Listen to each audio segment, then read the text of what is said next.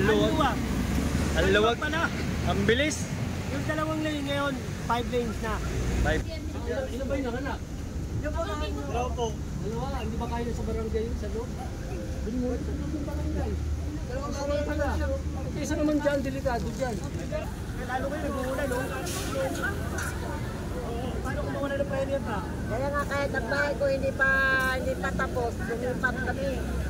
Yung may bagong panganak, dadalhin natin sa barangay. Yung iba po dyan, may yan. Tanggalin din yung iba dyan. Ako kaligtasan nyo lang din iniisip ko.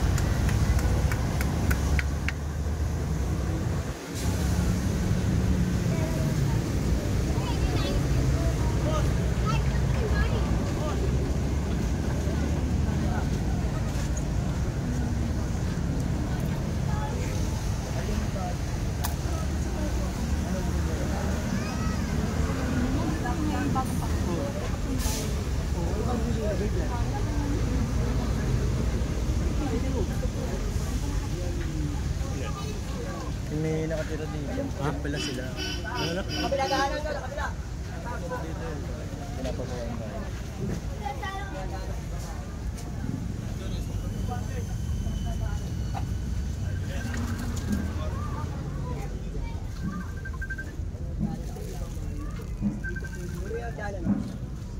Papalit sila sa taas. Hello, saka. Nandito kami sa Meron din, kasama ko si Richie. Nagchat na sa akin.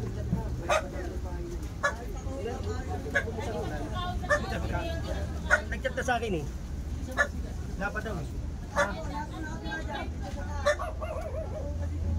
Tagalito, tagalito.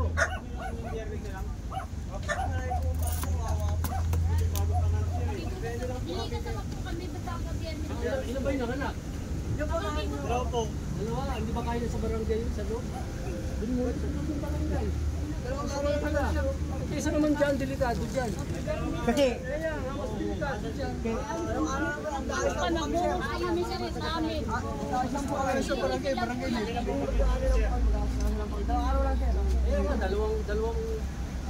tao lang kasi meron eh. Oo. Pagkano kayo yan? Sinasabi ko sa inyo ko, yung kaligtasan nyo lang ha. Yung aksidente, hindi natin may iwasan yan. Kung paano gagawin natin. Usapin po namin sa barangay. Hindi pa daw kami hanggang dyan. DSWD yung kausap namin dun eh. Oo, kahapon, napinatawag. Pwede naman yata eh. Pwede naman kasi sa mga kamag-anak ko. Kasi sa bubulong kasi rin yung sa bahay. Parang pag lumakot kasi sa amin pare. Kami rin may inipit. Sir, kayo kausap po namin dito ba yung Oo. Wala namang problema kahit kausap yung DSWD. Mag-iibigay na kayo araw ng po mga sir, dalawang araw lang po. Ito pa. Sabi niya, dalawa lang yung ano dito. Ito pa. Ito nga po marami na dito eh. Mag-aasikaso na kami rito sir. Yun na naman po namin sir. Yung dalawang panganak. O yung ano, pagbibigyan natin Ako yung yung dalawang panganak mga ilagay gamit sa nyo, barangay. ililipat. Pero yung iba rito, tatanggalin natin yan. Kasi, alam mo, ang kaligtasan nyo rin ang iniisip ko. Yung DSWD ba? Di ba? Ito ha. Yung DSWD ba? Pag may na-aksidente dito, sasagutin kayo. Kaligtasan ba yun? Di ba?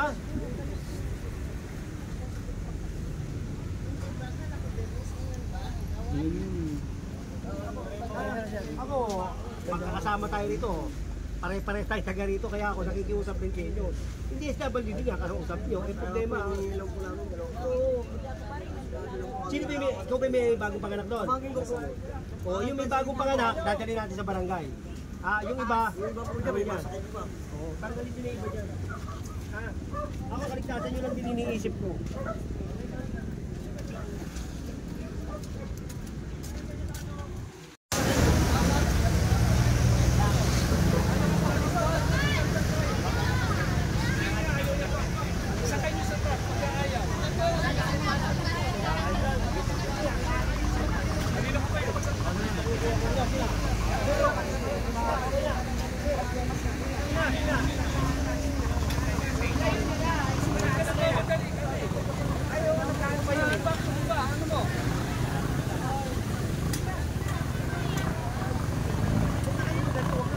Dahil isa, para sa inyo rin naman ito eh. Oo. Hindi na magprovoke. Ang pinakausap niya eh. Ha? Nakiusap ako sa inyo. Tama na yun. Tangan.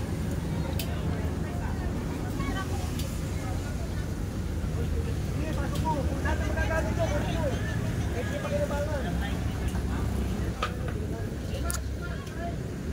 Kasi sir, hapon, dito lang yung barangay. Huwag na mo, Nay. Nay.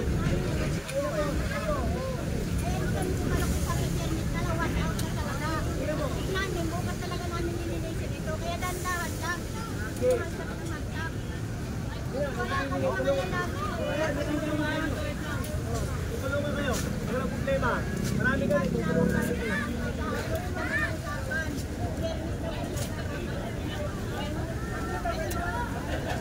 Uy, hindi ba tingin kayo sa taas? Tingin kayo sa taas. Baka mamaya, yung iba dyan nasa taas.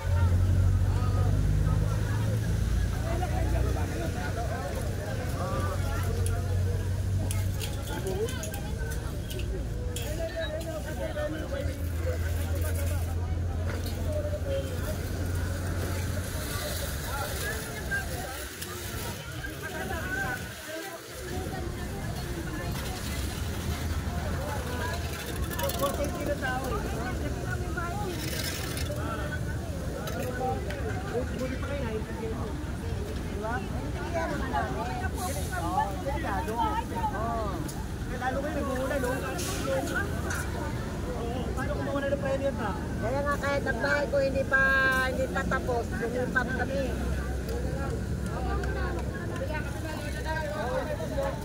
Yung sinasabi kasi dito, mga master, delikado, diba? Kasi nga daanan to ng sasakyan eh, hindi naman talaga siya relocation eh. Pansamantala lang sana, kaso tumagal ng 2 buwan.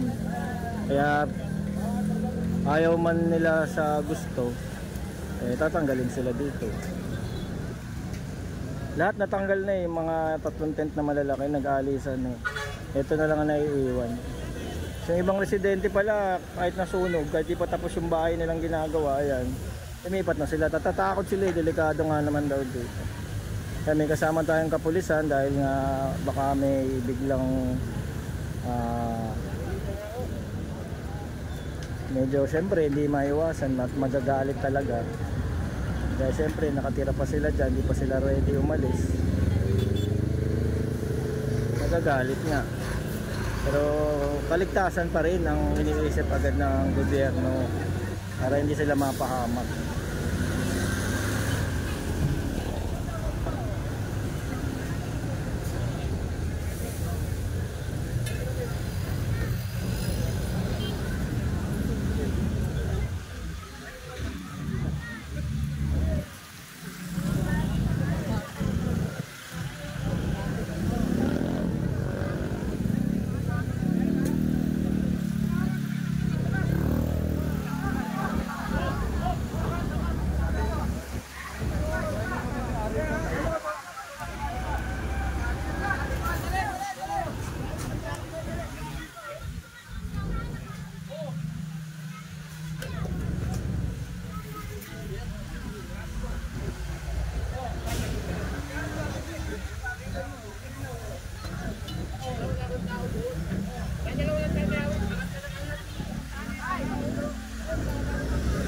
Delikado oh, daming truck oh. Diba? Paano na paggabi, mabilis.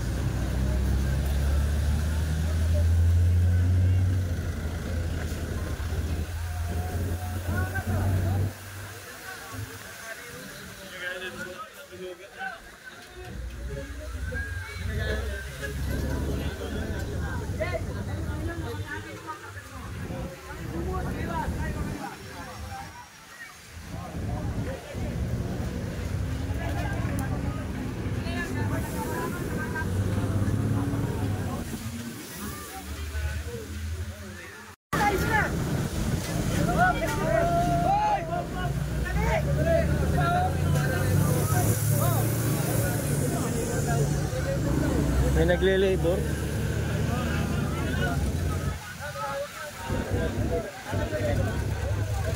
Ayan, may MDRRMO. Mga first aider. May nagle-labor daw eh.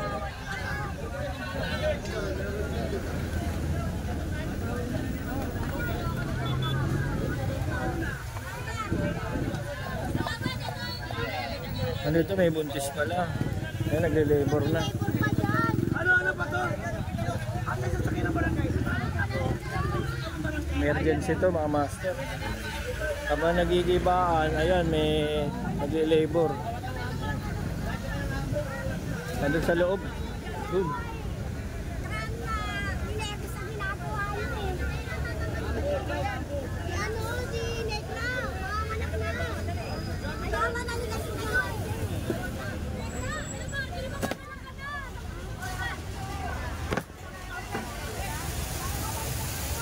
Malakas na yung ulan.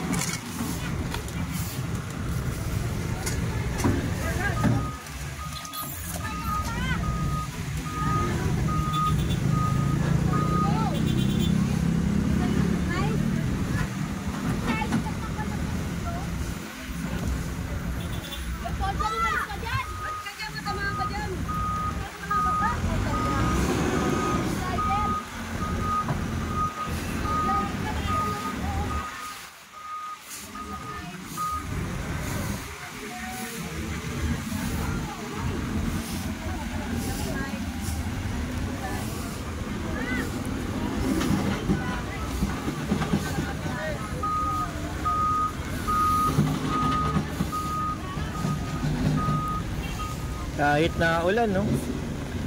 Tuloy-tuloy pa din. Walang humihinto.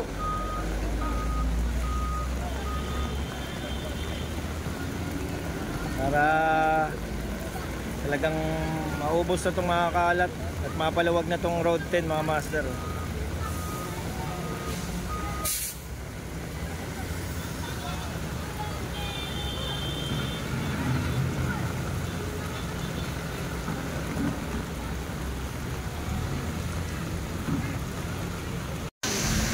Ito mga master, habang nag-clearing dito, may isang nagli-labor. Ayan siya.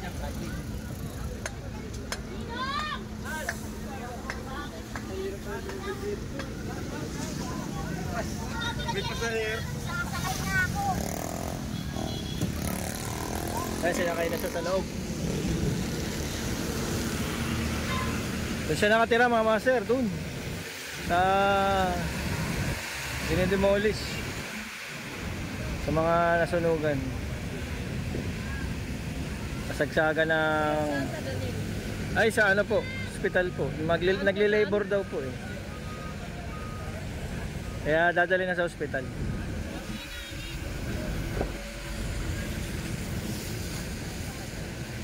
Ang bibilis ng mga ano, Manila Disaster Risk Reduction and Management Office, MDRRMO.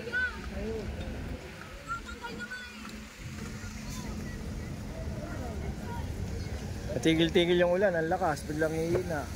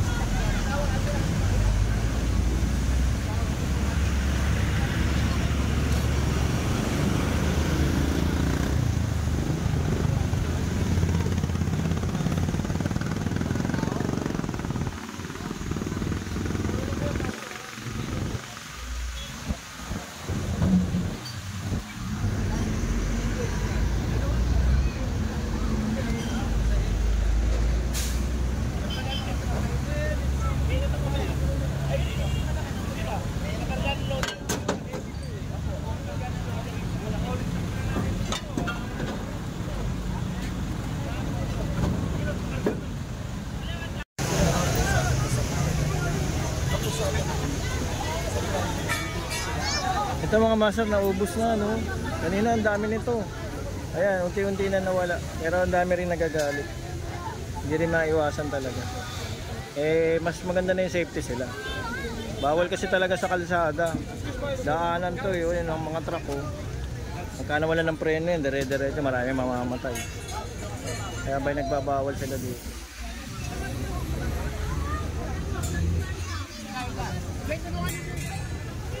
Kanya-kanya na silang akot, kanya-kanyang giba. Tutulungan ng MDRRMO tsaka DPS Engineering kasama si General Engineer Bernard Nadonga tsaka si Engineer Yambaw.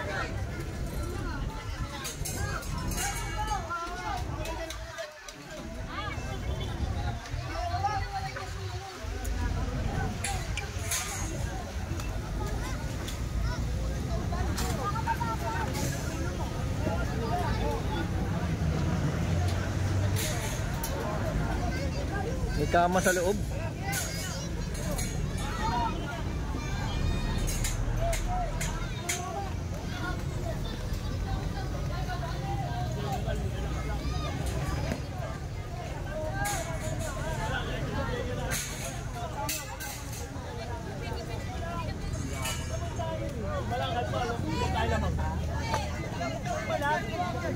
Ako lang to, relax.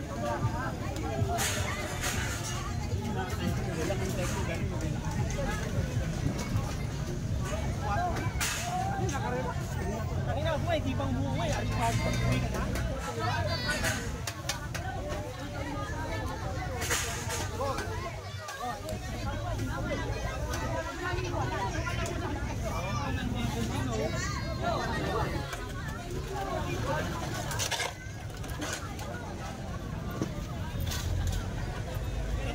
Malilinis dito maya-maya mga master. Lahat yan. Andyan yung mga truck ng engineering tsaka DPS. Tapos may backhoe pa. Nakakutin lahat to.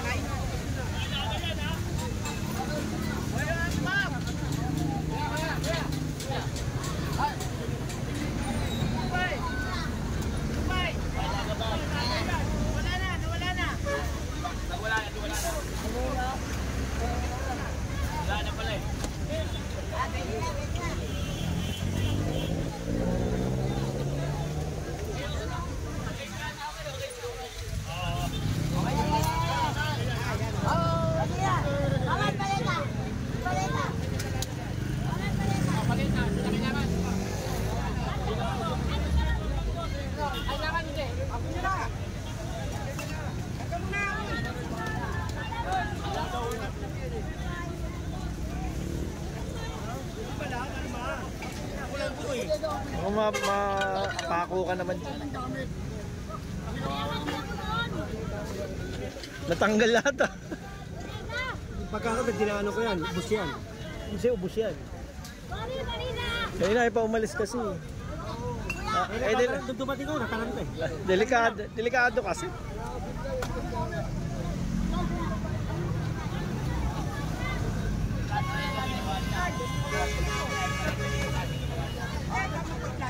Naipis.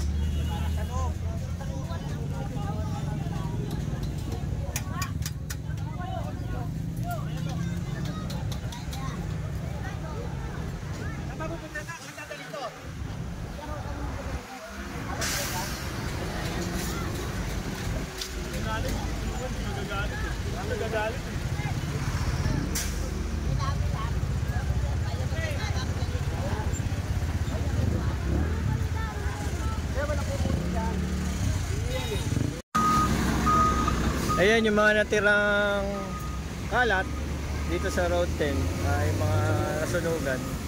Inalis na. Ito yung natira. Yung aftermath. Ayan. Kaya hahakutin niya ng engineering at DPS para maitapon na sa tamang tapunan. Para luminis na tong kalsada na to. Tong Road 10 na to. Ansikip. Delikado rin sa mga truck. Lalo na yan, puro truck.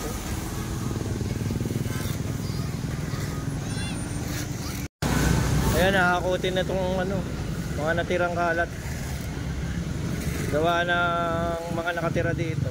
Halos magtatatlong buwan na. Eh, pinalis na sila, dinala na sila sa mga shelter para for safety na rin. Eh, delikado kasi nasa kalsada sila, tas dito sila nakatira. Pag mayroon truck na wala ng preno, naku po.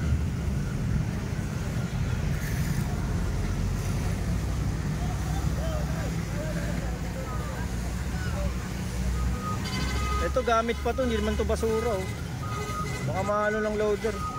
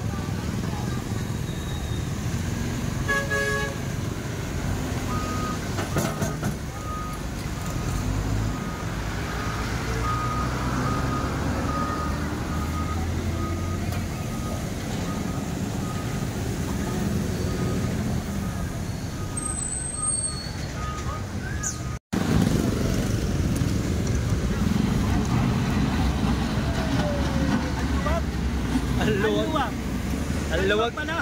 Ang bilis. Yung dalawang lane ngayon, 5 lanes na. Ayan, lumaki na yan oh. Bilis Luwag kilos oh. eh, bilis aksyon. Yun. Ha? Ang luwag pala eh. Kaya pala eh, ha? Kanina lang yan, ang bilis. Bus agad. Ayan, si General kasi kasama kanina na nag-clearing dito. Eh, buwag bigla. Ang bilis.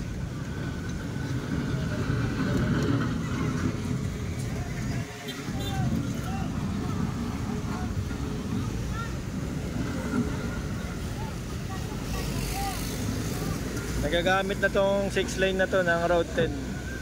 Nakaraan 2 lane lang dahil nga sa mga nasunugan. Ito ngayon medyo talagang bilis kilos.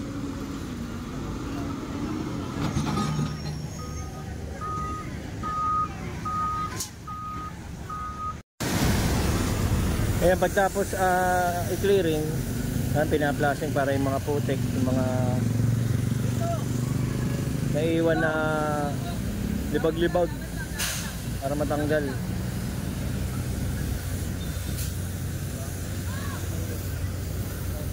Ayan, pagtapos ding malinis yan, ipa-flashing din yan kasi puro putik ka naiiwan eh. Ayan eh.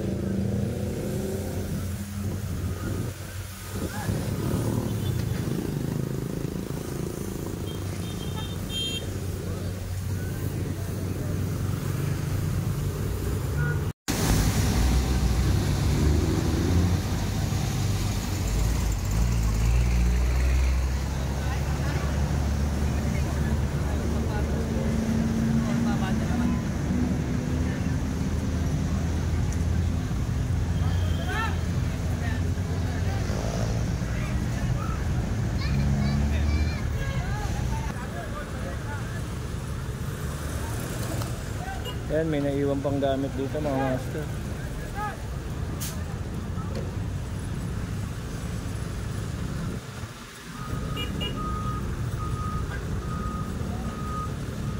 Inuubos na to tapos ipa-flashing na pag wala na itong mga kalat na to, para malinis na itong road film.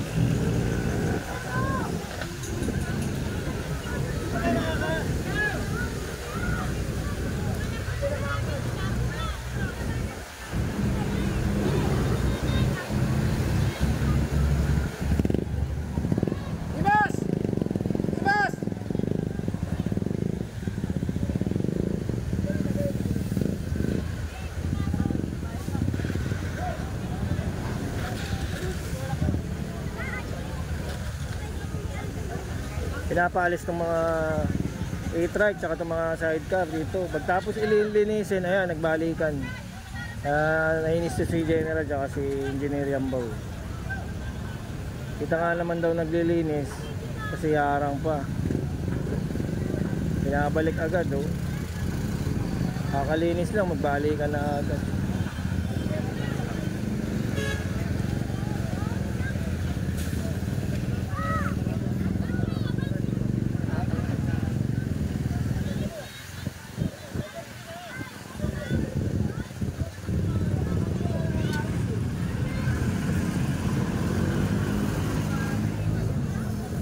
Sa paketa.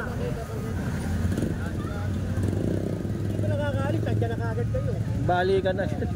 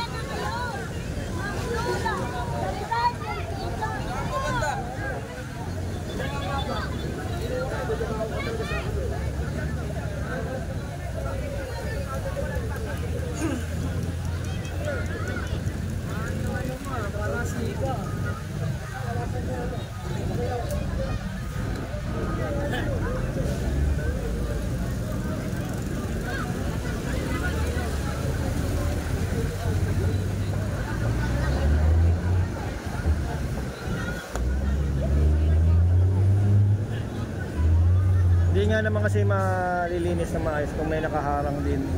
Parang baliwala din naman. Kaya kailangan talaga wala nakalagay dyan. Para mga flashing na maayos, ayan, naiiwan yung mga buhangin, mga putik. Kasi nga may nakalagay na sidecar yung mga e-trike.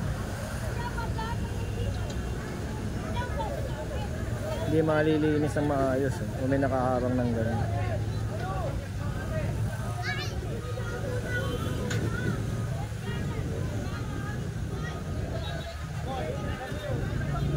Naiiyak na si ate.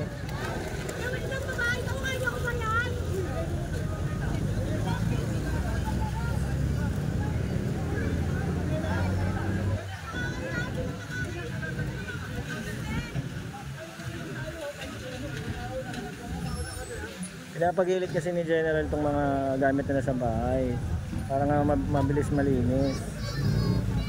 Ang problema, wala naman daw silang lalagyan.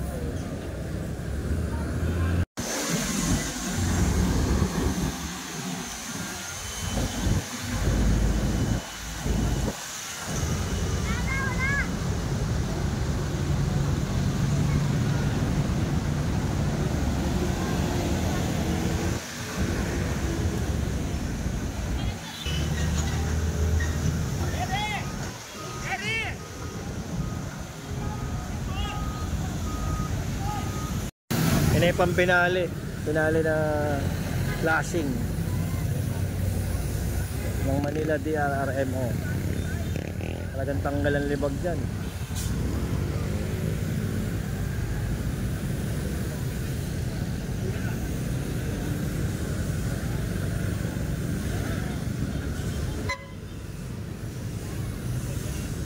Mga tatlong video na to ah.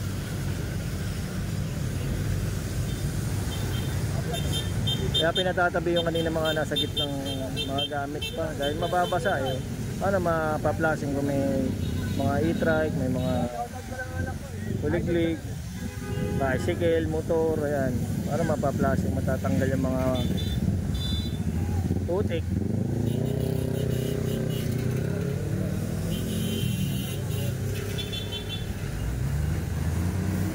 Ang lakas ng pressure, tanggal talaga lahat oh.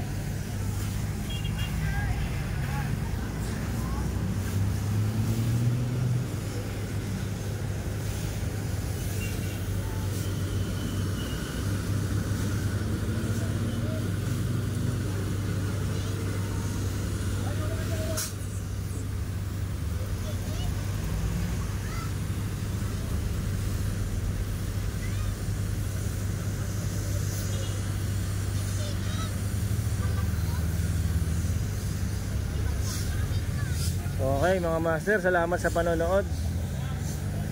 Abangan nyo lagi yung clearing series, lalo na kasama na natin si General Sukat.